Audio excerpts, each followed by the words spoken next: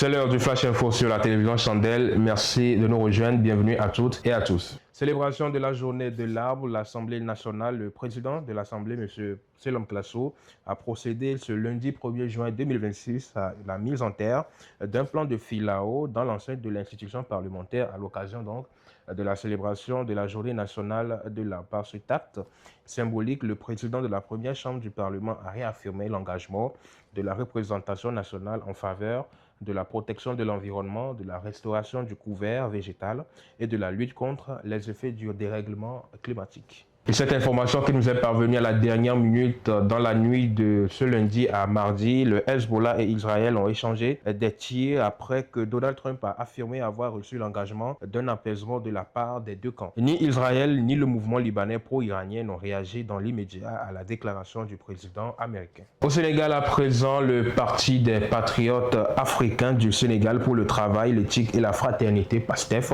dirigé par l'ancien Premier ministre et actuel président de l'Assemblée nationale, Ousmane Sonko, a annoncé lundi qu'il ne participerait pas au prochain gouvernement sénégalais. Dans une déclaration publiée sur la page Facebook de M. Sonko, a indiqué que son parti avait engagé plusieurs échanges avec le président de la République, Bassirou Diomaye Faye, en vue de la constitution du nouveau gouvernement. Selon lui, un long entretien s'est tenu lundi-mardi entre le chef de l'État et lui-même. Sport, pour clôturer ce Flash Info, la SCK a finalement conclu sa saison 2025-2026 sur le toit du football togolais. Au terme de la 26e et dernière journée de la D1 Lonato, les chauffeurs de la COSA conservent leur couronne en inscrivant un nouveau titre à leur prestigieux palmarès. Et voilà, ce sera tout pour le Flash Info du jour. Merci d'avoir été des nôtres et mention spéciale à tous ceux qui nous suivent depuis Bruxelles en Belgique.